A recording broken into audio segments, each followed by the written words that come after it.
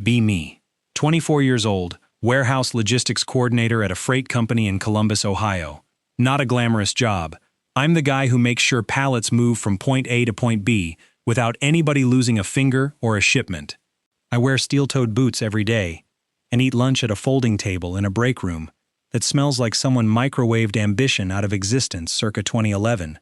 My whole day is clipboards, forklifts, dispatch software, and a radio that plays classic rock at a volume just loud enough to make conversation impossible.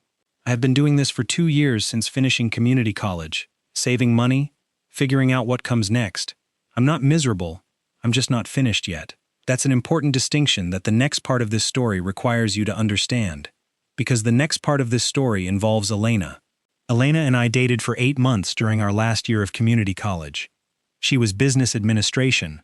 I was supply chain logistics. We met in a shared general ed class about ethics and decision-making, which is funny in retrospect because she made several ethically questionable decisions during and after our relationship. She was funny, driven, social, the kind of person who enters a room and immediately becomes the gravitational center of it. I liked that about her. I liked a lot of things about her. The problem was that she was also the kind of person who categorized everything and everyone around her into tiers, and at some point, without telling me, she recategorized me. I found out the recategorization had occurred when her friend Britt mentioned, in front of 3 other people at a party, that Elena had described our relationship as a phase she was going through. Not past tense, present tense, while we were still together. I went home that night and sat with that information for a while. Called her the next morning. Is that what you've been telling people? What are you talking about? Britt said you called me a phase. Britt doesn't know what she's talking about. So you didn't say it. Silence. More silence. I mean, I said something like that, but it wasn't, okay? It wasn't like that. You're taking it out of context. What's the context that makes it better? I just meant that we're in different places, you know? Like you don't really have direction. And I need someone who, I'm good. I'll talk to you later. I didn't talk to her later. I didn't talk to her at all after that. She tried once more. A text 2 weeks later. I think you're being really immature about this. Bay TD? I read it, put my phone down, went to work. The thing about being called directionless by someone who's known you for 8 months is that it either destroys you or it sharpens you, and what it does depends entirely on what you do next. I decided to do the next thing. In the year after we broke up, I got my logistics certification, applied for the warehouse coordinator position, got promoted 6 months in, and enrolled in an online degree program in supply chain management through Ohio State that I do in the evenings after shift. None of this was because of Elena. I want to be clear about that. It was because of me, and because some small stubborn part of me had always been on its way somewhere and just needed the runway to clear. Elena happened to be standing on the runway at the wrong time. I thought about her less and less, and then I thought about her not at all, which is the healthy way it's supposed to go. And then October happened. So our freight company has a contract with a regional distribution center that handles multiple client brands, and twice a month I drive out to their facility in Dublin, Ohio to coordinate pickup schedules and sign off on outbound manifests. Routine trip, nothing special. I've done it 14 times. I park, badge in at reception, and I'm walking toward the logistics office when I nearly collide with someone coming around a corner carrying a stack of binders. Sorry. I catch one binder before it hits the floor. The person holding the remaining stack looks up at me. It's Elena. She works here now. She is clearly also realizing I work adjacent to here. We stand in a hallway in Dublin, Ohio, with a binder between us and approximately 2 years of accumulated context. Oh my God. Hey, you work with... Are you the coordinator from... Yeah. Since when? 2 years. I've been here 3 months and nobody told me. I don't think they knew to. She looks at me the way you look at someone when your brain is running 4 different calculations simultaneously. I hand her the binder. I've got a meeting with Patterson. Right. Yeah. His office is down the hall. I know where it is. Right. I walk to Patterson's office. The meeting takes 40 minutes. When I come back out, she's at a desk near the hallway entrance, visible through the glass partition, and she's clearly been positioned there long enough to have done some thinking. I don't stop. I sign out at reception and drive back to Columbus. My coworker Danny, who I've known since we both started at the freight company, and who has the personality of a golden retriever who got into business casual, is waiting for me when I get back. How is Dublin? Fine. You've got a weird face. I have my regular face. Your regular face is neutral to mildly interested. This face has information in it. What happened? I tell him. Danny puts down his clipboard. Your ex works there? Keep your voice down. The phase girl? Danny. Bro, that's insane. What did she say? Not much. It was 30 seconds in a hallway. Okay, but she definitely clocked you, right? She clocked me. What did she look like? I don't know. The same. And what did you look like? Because I'm going to need you to answer honestly. What does that question mean? It means you've been going to the gym for a year. You're doing that degree thing. You've got the grown man job energy now. You walk different than you did when you started here. And I need to know if she saw letters, that version, or if you were in like a slumpy day. I was in a regular day. Regular day is good. Danny picks his clipboard back up, satisfied with this. The universe is setting something up. The universe is not setting anything up. We have overlapping professional obligations. Bro, the universe loves this kind of setup. Danny, I'm just saying. 2 weeks later, I'm back in Dublin. Same routine. Badge in, walk to Patterson's office. Except this time Elena is in the hallway again, not carrying binders, just walking somewhere, and she slows down when she sees me. Hey, you come every 2 weeks? On the rotation? Yeah, I looked you up in the system after last time. I figured. You've been coming here for 2 years. Yeah, and before I started, you never had any. Nope. She makes a face. Okay, I just wanted to acknowledge that this is a weird coincidence. It is. And that I know it's probably awkward. It's not awkward. It feels a little awkward. For me, it's a regular Tuesday. I keep walking. She doesn't follow. Patterson meeting, sign out, drive home. Danny is waiting again. Well? She looked me up in the system. He slaps the table. The universe. Stop. Does this every time. Danny. He stops. Grins. You handled it, though. I handled it like a professional adult. The universe respects that. I will put in a transfer request. You will not. I do not. The third visit, she's waiting in the lobby, not pretending to be there for another reason, just standing near reception holding a coffee, like she made a decision about this. Can we talk for a minute? Like, actually talk? I've got a meeting. Before the meeting. I'm going to be late. It's 5 minutes. I stop. She gestures to a small seating area off the lobby. 2 chairs and a fake plant that is doing its best. We sit. I owe you an apology. You don't have to. I want to. I've wanted to for like a year and a half, but I didn't have a way to, and now you keep showing up in my hallway. I was always showing up in your hallway. You just didn't know. She laughs. Unexpected. Quick. That's fair. Pause. What I said to Britt was stupid, and it was mean, and I didn't actually believe it. I think I was scared, and I turned it into something small to make myself feel less scared. What were you scared of? She looks at her coffee. You were very calm all the time. That's a good thing. I know that now. At the time it felt like you weren't invested, and I couldn't tell the difference between calm and indifferent, and it scared me, so I went the other direction. You called me directionless on the phone. I know, and told me I didn't have direction. I know. It was a genuinely terrible thing to say, and I'm sorry. I appreciate that. Are you going to say anything else? Not right now. Okay, I have a meeting. I get up. She sits there for a second. You seem really different. I'm the same. You're really not. I go to my meeting. On the drive home, I think about what she said. I'm the same. I don't actually know if that's true. I think I'm the same person at a higher resolution, but the core is the same. Danny is off the day I get back, which is probably for the best, because I need to process without a golden retriever narrating it. I text my older sister Reeve instead. Reeve is 29, lives in Pittsburgh, works as a project manager at a civil engineering firm, and has the uncanny ability to see through any situation I describe to her within about 45 seconds. I send her a summary of the last 3 Dublin visits. She calls me immediately. Okay, so she apologized. Yes. Was it a good apology? It was a real one. Yeah. Meaning she didn't make excuses. She explained, which is different. You know the difference between explaining and excusing, which is growth on your part. Thank you, Reeve. I'm serious. 2 years ago, you would have just accepted the apology and moved on without analyzing whether it was genuine. I accepted it this time too, but you know it was genuine, and you didn't just take her word for it. I took it under consideration. Okay, what do you want here? Not what's safe, not what's logical. What do you actually want? Pause. I don't know yet. That's the most honest answer you've given me in years. Thanks. Don't rush it. I'm not. Also, you should know that if she hurts you again, I will drive to Columbus, and it will not be pretty. I'll relay the message. The fourth visit is a few weeks before Thanksgiving. The distribution center is busier. Peak season. Pallets stacked higher. More people moving through.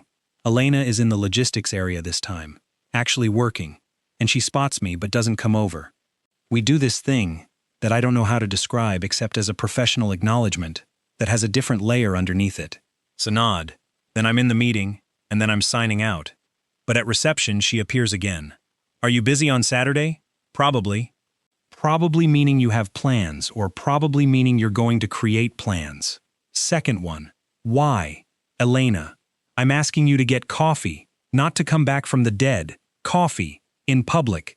40 minutes maximum. You timed it. I preemptively timed it to remove all objections. I look at her. She's holding her work badge in both hands, which is a fidget thing she does when she's nervous, which I remember from 2 years ago, which is the kind of thing you don't forget about people no matter how much distance you put between you. Café Brioso on High Street. I know it. Saturday, 11. Fine? Fine? Yes, fine. You're the most difficult person I've ever apologized to. I know. She walks away. I drive home. Danny is at his desk when I get in, and he reads my face before I say a word. Oh, something happened. She asked me to get coffee Saturday. He stands up from his chair, which he does not normally do for non-emergency situations. And you said? I said fine. Fine as in yes? Fine as in yes. He sits back down, solemnly, like a man watching something finally happen that he'd predicted for months. I told you. You told me the universe sets things up. And does it or does it not? This is just coffee. This is never just coffee. Saturday. Café Brioso on High Street. Columbus in late November is gray and cold, but not brutal yet. That specific in-between weather, where you wear your good jacket, but don't feel dramatic about it. I get there at 10:58. She's already inside, which means she got there at probably 10:45, which is an Elena thing. I remember. She's always early when she's nervous. She's got a table near the window, 2 coffees already ordered, and she looks up when I come in, with an expression that's trying to be casual, and not quite getting there. I got you an Americano. You remember? I remember a lot of things. I sit down. Okay, she says, 40 minutes. I promised. You don't have to time it. I know. I just wanted you to know I wasn't going to trap you. I can leave whenever I want. Exactly. I know that. I know you know that. I just... Elena. She stops. How are you? She blinks. Oh. How are you doing? Genuinely. She wraps both hands around her coffee cup, which is the travel mug equivalent of the badge fidget, and takes a breath. I'm okay. Better than I was a year ago.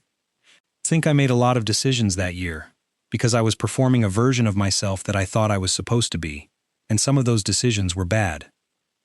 Calling me directionless was one of the bad ones, yes. What were the others? I don't have to tell you all of them. No.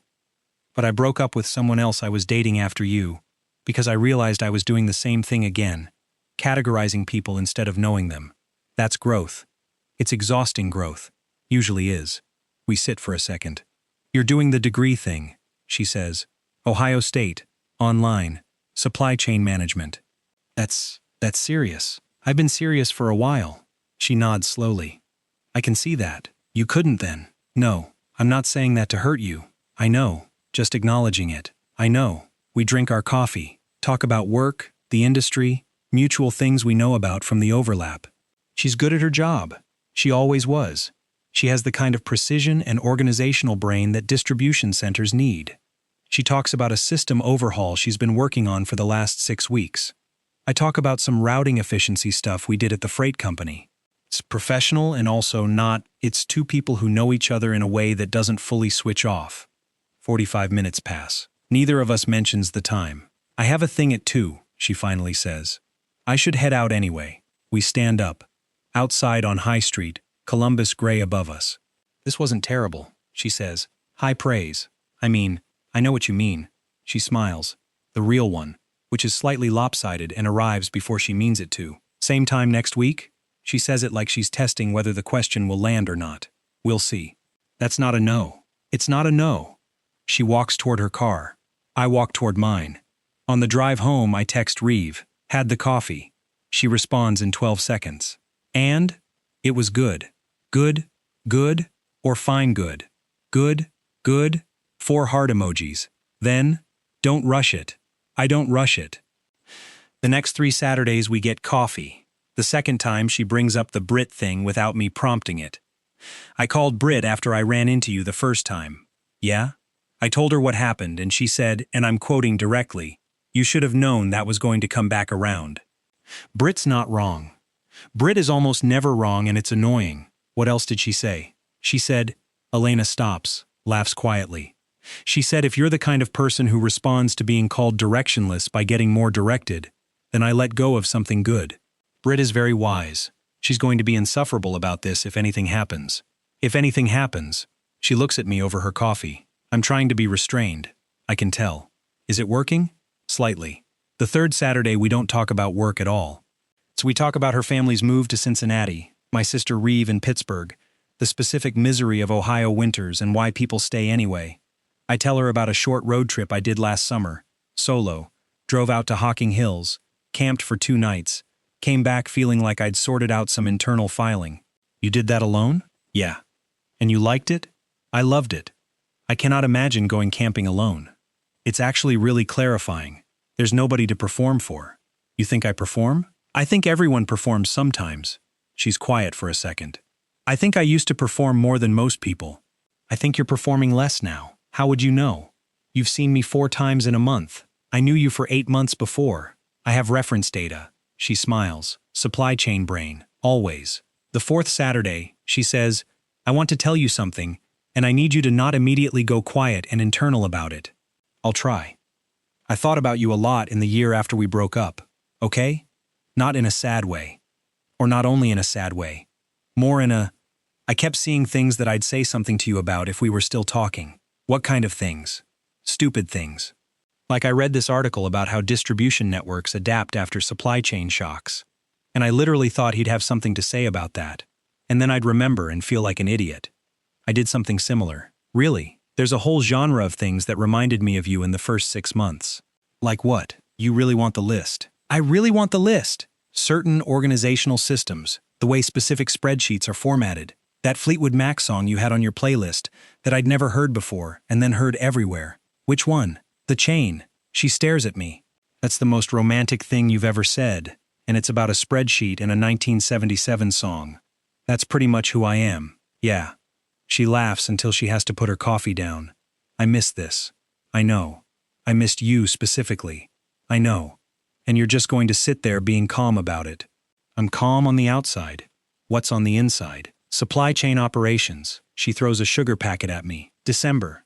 Columbus in December is a different animal from November.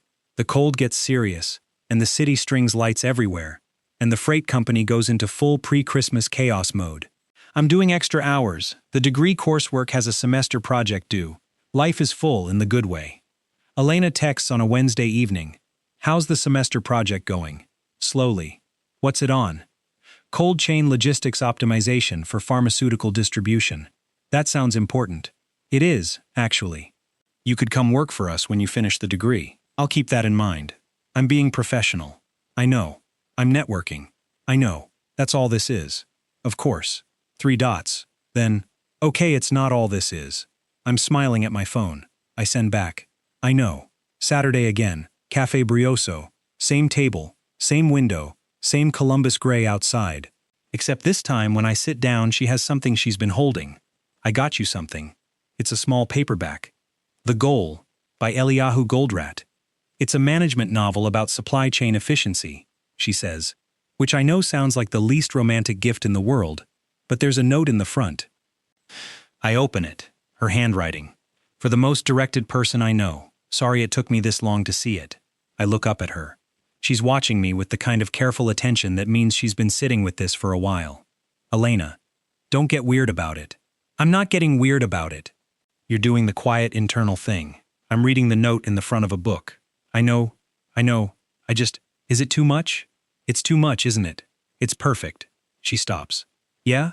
Yeah. We sit there for a second. I want to take you somewhere, I say. What? Where? There's a place in Hocking Hills I went last summer. There's a trail that ends at a waterfall, and in winter the ice formations are apparently incredible. I've never seen it in winter. You're asking me to go to a waterfall in December? Yes. That's insane. Probably. She's grinning. When? Day after tomorrow if we're going to catch the weekend. I have to pack something. It's a day trip, not camping. I'm not going to inflict winter camping on you. Okay, fine. Yes.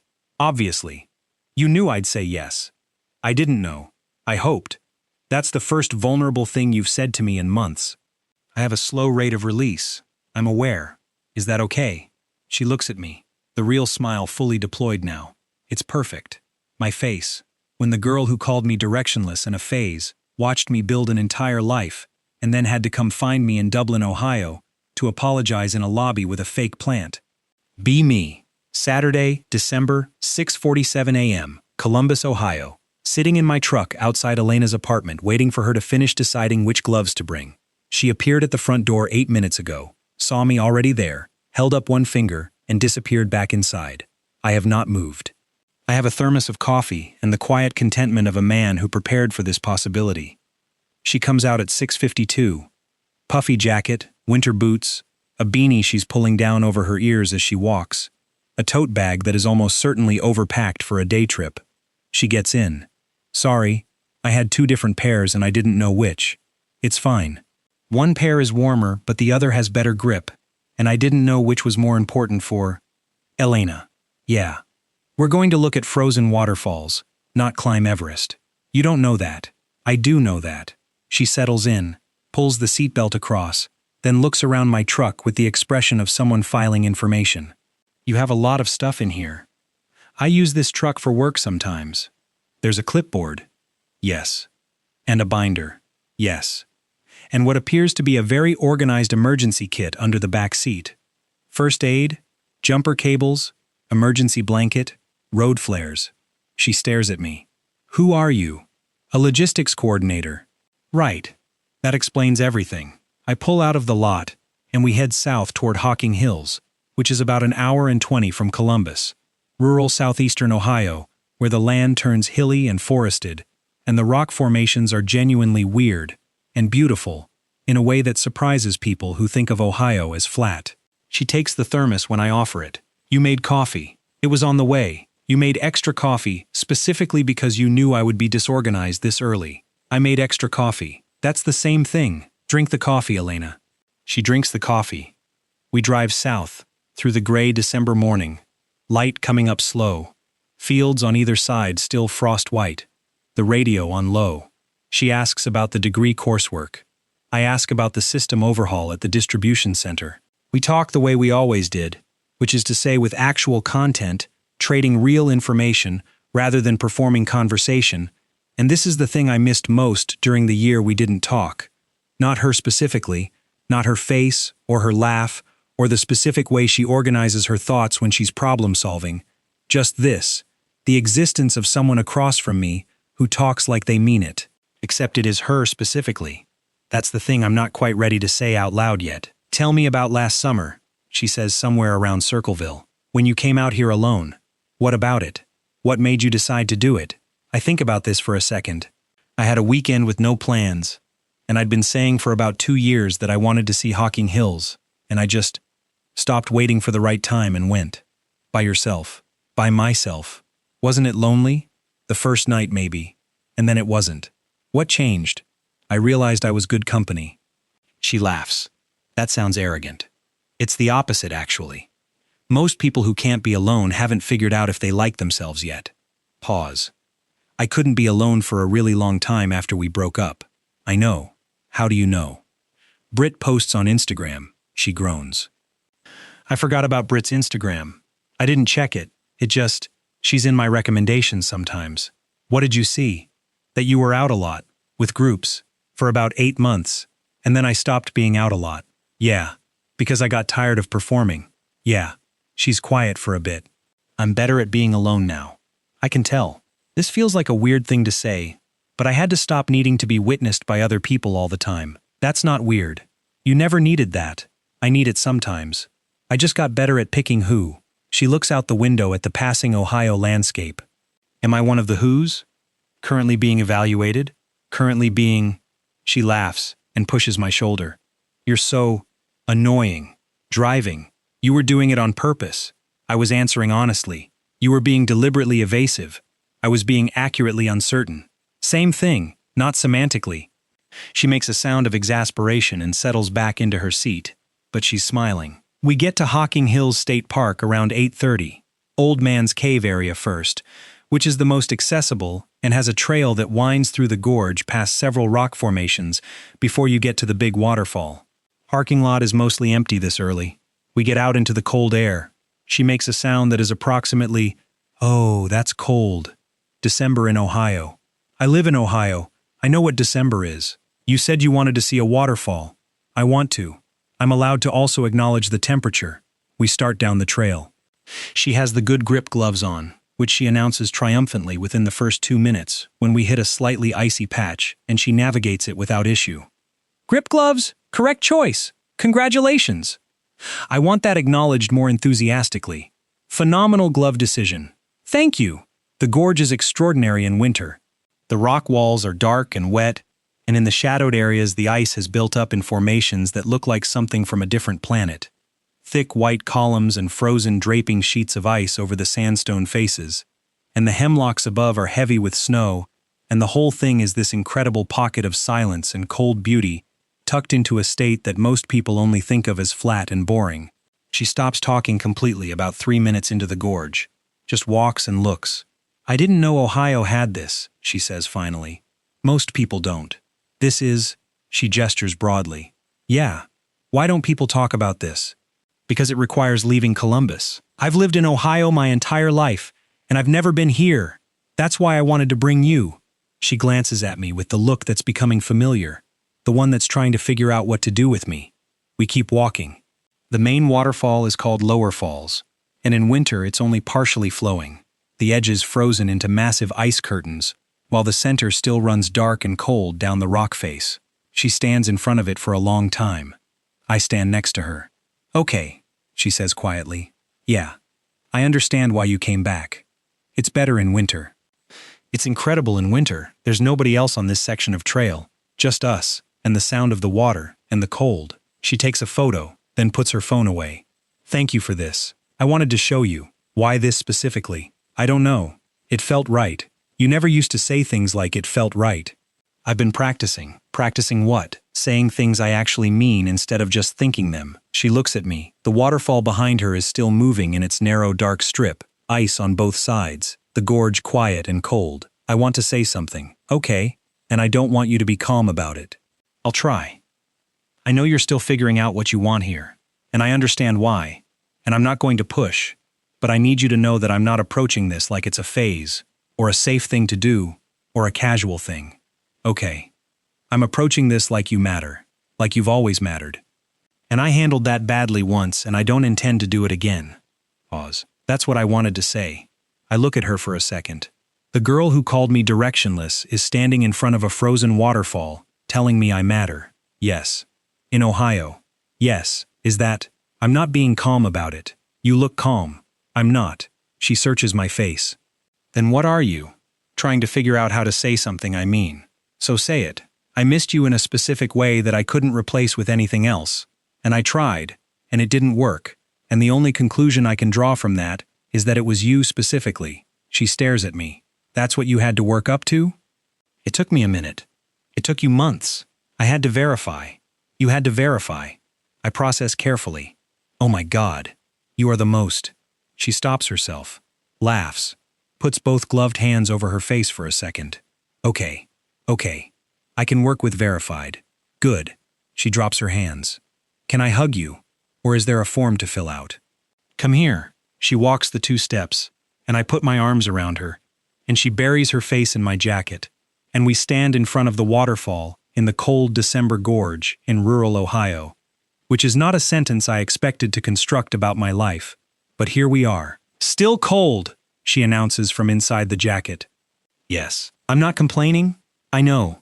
I'm just noting it for the record. Noted. This is still incredible. Yeah. We do the rest of the trail. She asks questions about every rock formation, every ice structure, every tree species she doesn't recognize, and I answer the ones I know and admit the ones I don't. She says, "I forgot you just say I don't know when you don't know something." It's faster than pretending. Most people don't do that. Most people are afraid of looking uninformed. And you're not? I already know what I don't know, so the only person I'm lying to is whoever I'm pretending for. She chews on this for the rest of the trail. Lunch is at a small place in Logan, the nearest town, a diner that's been there since before either of us was born. Booth by the window, soup and sandwiches, the specific warm relief of being inside after a few hours in winter Ohio. She calls Britt. I have to. She's going to want to know. Tell her I said hi. I'm not telling her that. Tell her she was right. I'm also not telling her that. She'll be impossible. Britt picks up. Okay, so I need to tell you something. She glances at me. I eat my soup. Whatever Britt says on the other end of the phone, I can tell from Elena's face that it's loud and enthusiastic. Okay, yes, I know. More from Britt. I told him. I tried. Okay, I did tell him. No, he's right here. She holds the phone toward me. Britt's voice, clearly. Hi. I called it. You did call it, I tell the phone. 2 years ago I called it. You have excellent predictive ability. Elena, he's so nice. Okay, goodbye, Britt. Tell him She hangs up, puts her phone face down on the table, looks at me. She called it. She did. 2 years ago. She told me I was making a mistake. What did you say when she told you? I told her she didn't know what she was talking about. What do you want to say to her now? I'm going to say she was right every day for the rest of my life, and she is going to be insufferable about it. That's friendship. It's torture, lovingly administered. She shakes her head, but she's smiling. January. Columbus in January is the part nobody puts in travel brochures. It's cold, it's gray, the holiday lights are down, and the city is just quietly enduring. I like it. Elena does not like it, but she's been coming over on Tuesday evenings to make dinner in my apartment while I work on degree coursework, which means I get food and company, and she gets to vent about her week in a room where someone is listening. Patterson moved the reporting deadline again, she announces, setting a cutting board down with more force than strictly necessary. Which report? The Q1 incoming inventory reconciliation. I had everything organized, the entire projection was done, and he moved it up by a week, because apparently he has a call with corporate that I wasn't told about. Can you reframe the existing data? I have to reframe the existing data. That's my whole Tuesday. Okay, what format does he want it in? She stops cutting. What do you mean? Patterson. What format does he want the reconciliation in?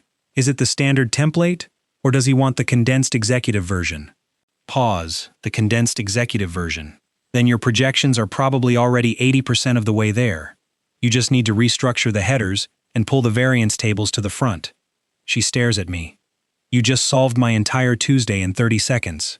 I work in logistics. I also work in logistics. You were venting before problem solving. I needed to vent first. I know. I let you vent.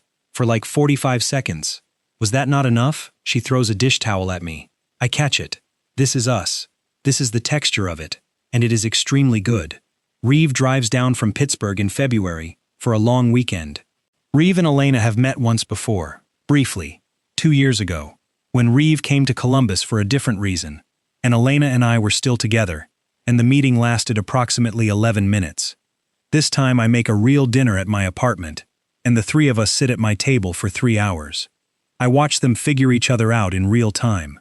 Reeve, who sees through everything in 45 seconds, spends the first 20 minutes asking Elena methodical questions that don't sound like an interview, but are absolutely an interview.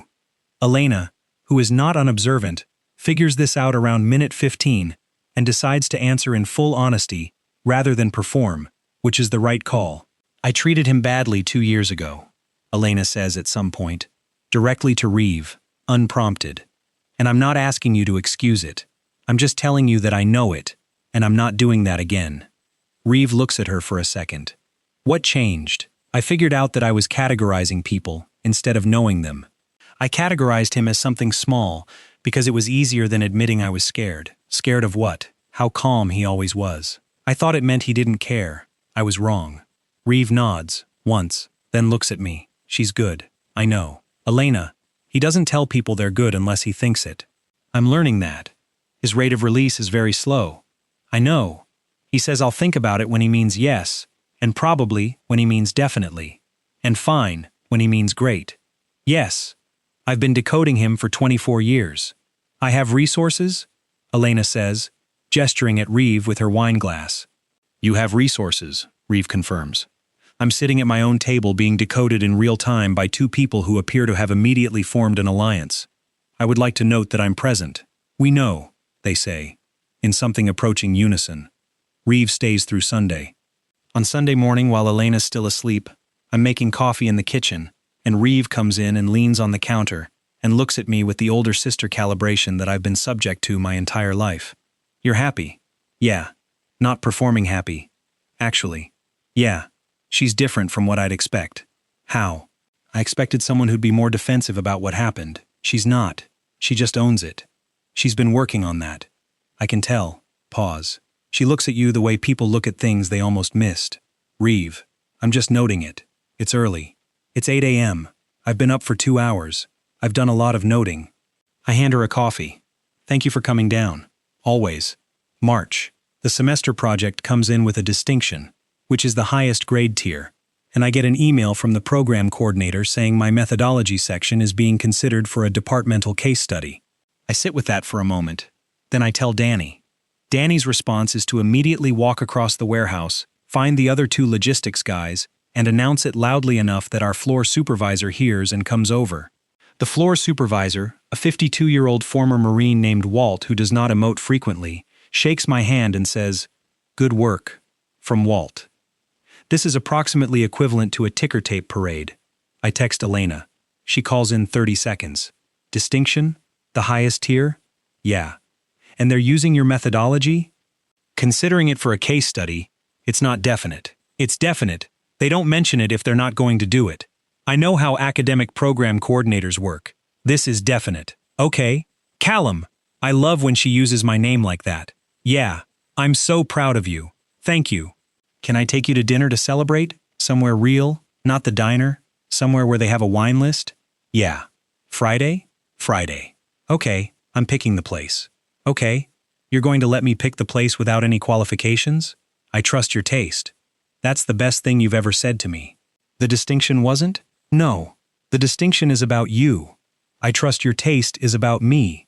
These are different categories of best thing. Noted. Friday dinner is at a place in the short north called Veritas, which has the wine list she promised, and food that takes the ingredients seriously. We're at a table in the back, good light, the hum of a Friday restaurant evening around us. She looks, I'm going to use the word radiant, and acknowledge that it's not a word I use, but she looks radiant, the particular quality of someone who is exactly where they want to be. To the distinction, she says, lifting her glass. To what comes next? We drink, we eat, we talk about the degree, the next year. What the promotion track looks like at the freight company, what she wants to do with the distribution center work long term. I'm thinking about an MBA, she says. Yeah? There's a part-time program at Ohio State. Same school. I know. We'd overlap. I know. Is that a coincidence? She looks at me steadily. It is not a coincidence. Okay. Is that okay? More than okay. She smiles, the lopsided one. You're doing the thing where you understate. I'm saying more than okay. Your face is saying significantly more than okay. My face is saying I'm glad you're thinking about the MBA, and I'm glad it would overlap, and I'm glad we're at this table. See? That's a completely different sentence from more than okay. Both are true. I'm going to need you to lead with the longer version more often. I'm working on it. I'll take it. April.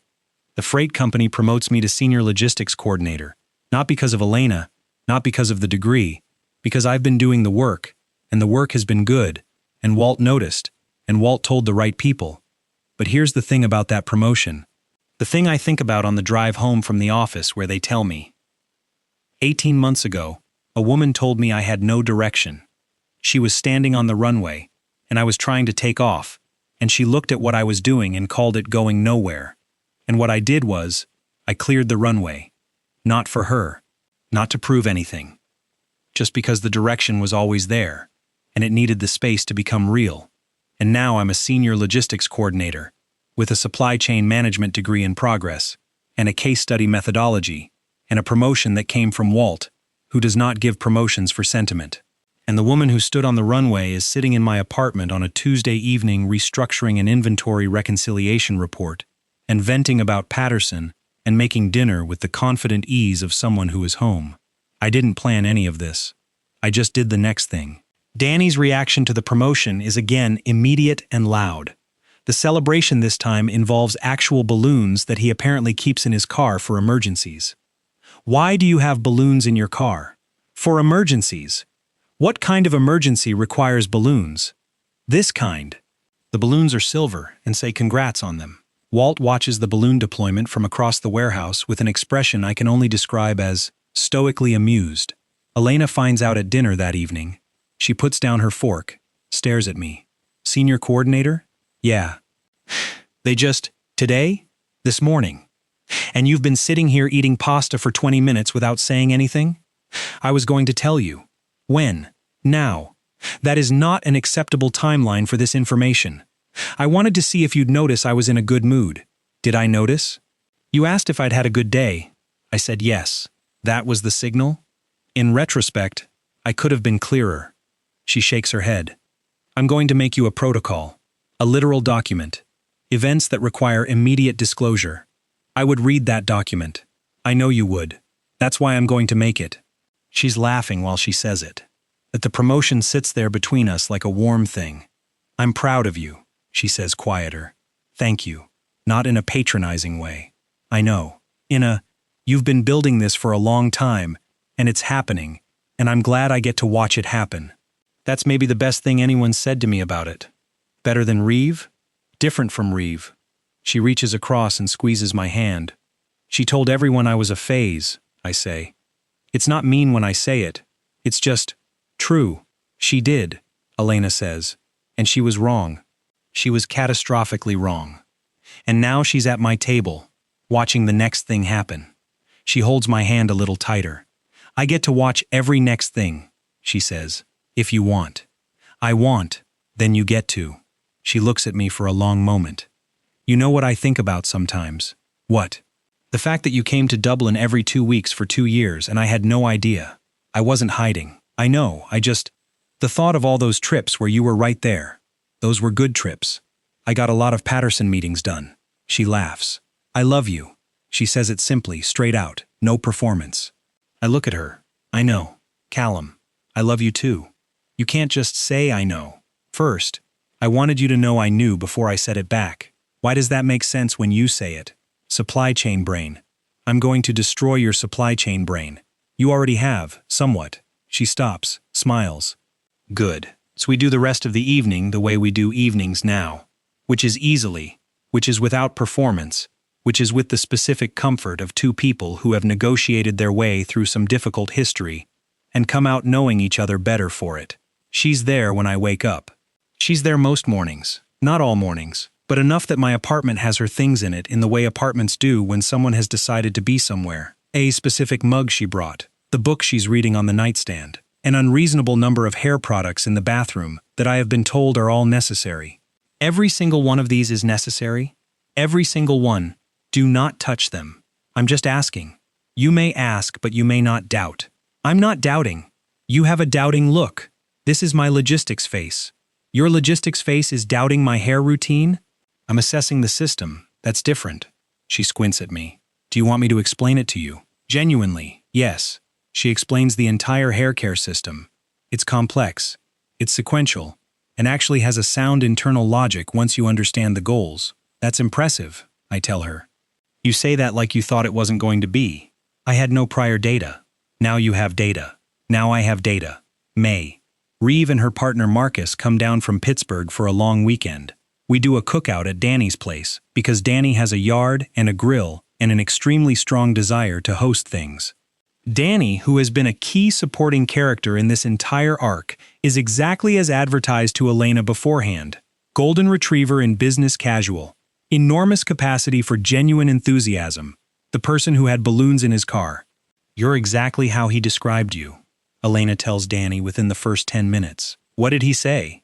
Danny asks, delighted. Golden retriever who got into business casual. Danny turns to me. That's the nicest thing you've ever said about me. I say nice things about you all the time. You say accurate things about me. This is nice and accurate. This is the best day. Reeve and Marcus arrive. Introductions happen. The afternoon expands into the easy chaos of people who've been told about each other actually meeting. Reeve and Elena have their alliance already established, and it operates seamlessly. Marcus, who is very tall and works in architecture, and says very little but notices everything, pulls me aside at one point near the cooler. She looks at you like you're solving a problem she's been carrying around. That's oddly specific. I'm an architect. I see how weight distributes. That's actually a good way to put it. She's lighter than you'd expect for someone who came in carrying what she's carrying. What do you mean? She told Reeve everything. About before. All of it. When. Apparently they talk every week now. I look over at them. Elena and Reeve are in the middle of something that's making them both laugh. I didn't know that. She asked Reeve if it was okay to tell her. She didn't want to go around you. She asked. I take a moment with this. Thank you. I'm not doing anything. You are. You're telling me. He nods, gets his drink, goes back to the group. Later in the evening, the cookout winding down, evening coming soft and warm over Danny's backyard, I find Elena at the edge of the yard where it gets quiet. She's watching the sky, which is doing something interesting in pink and orange over the suburban rooflines. I stand next to her. Marcus told me you talked to Reeve. She stiffens slightly. I should have. I'm not upset. She turns to look at me. I wanted someone who knew you well, to know what I was doing and why, and I wanted it to be someone who could tell me if I was getting it wrong. And is she telling you? She told me in February that I was getting it right. What did she say exactly? She said, "You're doing the work, keep doing the work." That's very Reeve. It's extremely Reeve. Pause. Is it okay? More than okay. Don't undersell. Elena, yeah, I'm glad you have her. She's quiet for a second. She's been good to me. She's good to people she trusts. She told me that too. The sky finishes its pink thing and goes gray, and everyone starts moving inside. Danny is making his famous, self-described post-cookout playlist, which he has clearly prepared in advance. The Chain by Fleetwood Mac comes on about 20 minutes in. Elena hears it and turns to look at me immediately. I look back. I did not plan this, I say. Danny planned this. Danny didn't know. Danny absolutely knew. Danny, from across the room with the supreme innocence of a man who absolutely knew. What? I like this song. She covers her face, then starts laughing. I love this stupid situation, she says. What situation? All of it. Dublin, Ohio. The fake plant lobby. Coffee at Brioso. 8 times. Hocking Hills in December. Danny and his balloons. All of it. It's a pretty good situation. It's an excellent situation. You have to stop underselling things. The situation is excellent. Thank you. She takes my hand. Fleetwood Mac does their thing. Danny is pleased with himself in the corner. Reeve catches my eye from across the room and smiles, small and real. June. The degree is 2 semesters from finishing. The case study is confirmed.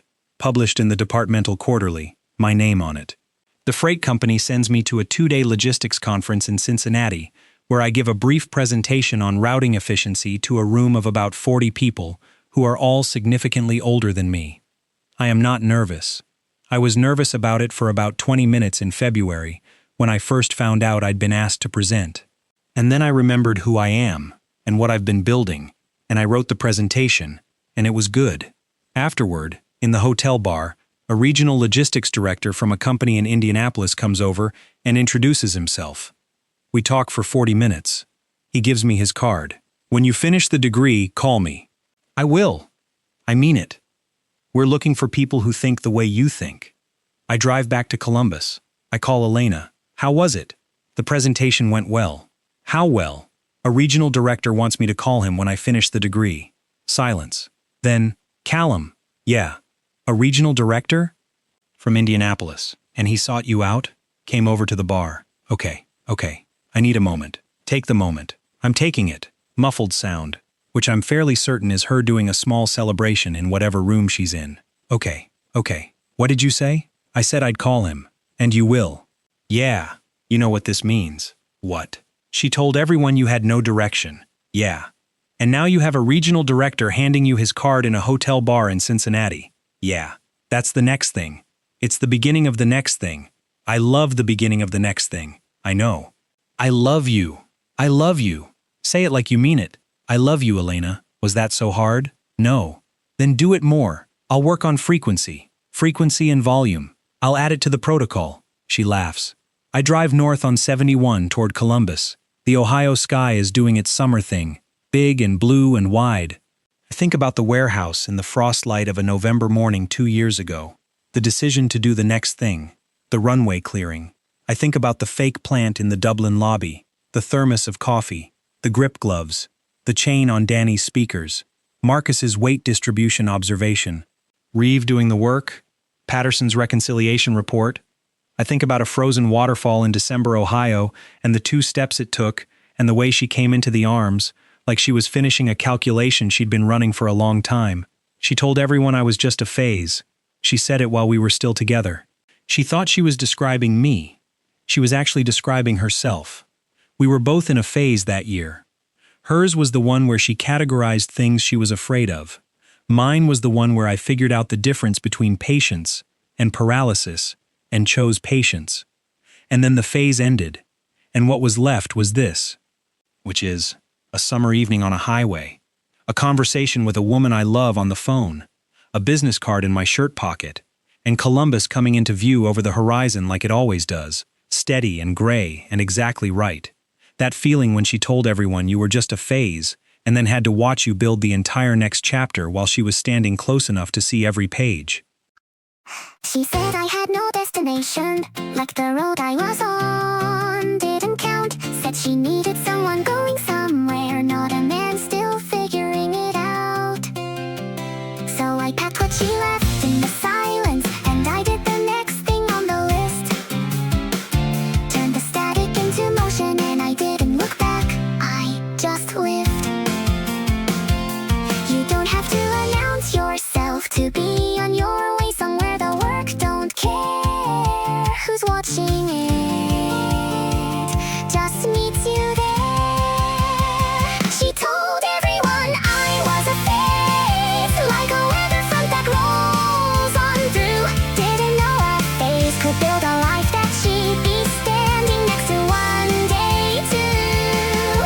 Let her watch, let her watch, let her watch what happens next. I wasn't going nowhere, I was going, I just wasn't going yet. Met her again in a Dublin hallway, she was holding a stack of files. I handed back the one that fell, and neither one of us smiled for a while. But she looked me up in the system, and she showed up in the lobby. Waiting on the apology was real this time, not the kind you make for escaping. She said, you seem so different now. I said, I'm the same as I was. She said, no, no, you're really not. I said, yeah, maybe that's because she told everyone I was a phase, like a weather front that rolls on through. Didn't know a phase could build a life that she'd be standing next to one day too. Let her watch, let her watch, let her watch what happens next. I wasn't going nowhere, I was going, I just wasn't going yet. I took the long way to the waterfall. She wore the gloves with better grip. We stood there in the December cold, and I finally let myself slip. Said I missed you in a way I couldn't fill with anything or anyone. She said you could have told me sooner. I said I had to